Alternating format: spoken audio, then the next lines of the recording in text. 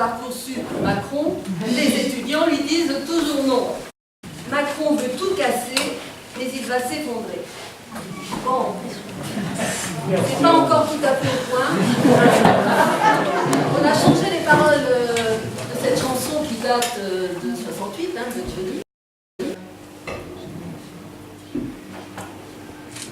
Ah ouais, le bandeau, oui. C'était un dessin de 68 qu'on a trouvé sur les murs qui visait à dénoncer la censure que le pouvoir d'État faisait régner sur la télévision. Il paraît qu'à l'époque, il y avait 25 millions de Français qui regardaient la télévision le soir à 20 h, et celui-ci était préparé dans le bureau du ministre de l'Information. C'est vrai? À l'époque, j'étais élève en terminale à l'école normale d'instituteurs de Mirecourt, petite ville des Vosges, que vous ne connaissez sans doute pas, il ne s'est pas passé grand-chose en 68, inutile de le dire. Oui, parce qu'à l'époque, disons, pour les enfants des classes populaires, la seule issue, je dirais, pour continuer les études après la troisième, c'était de passer ce concours pour devenir instituteur. Et comme cette école était située à 150 km du lieu où habitaient mes parents, et que les cheminots étaient encore en grève, eh bien, je suis resté coincé là, pratiquement tout seul dans l'établissement, avec le transistor donc collé à l'oreille.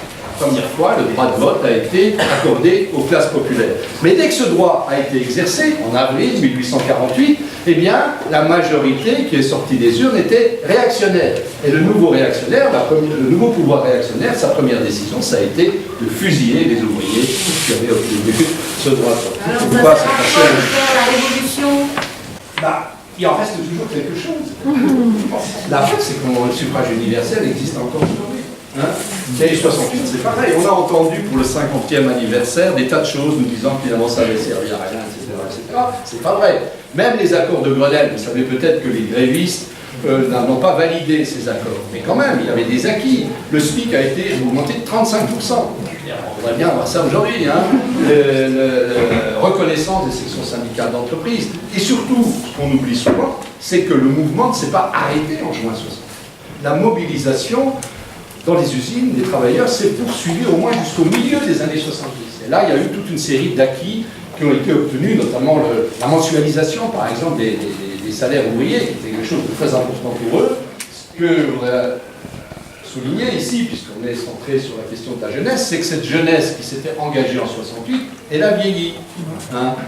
Et en devenant vieux, eh bien, un certain nombre de héros de 68 ne se sont pas arrangés, si vous voyez les images.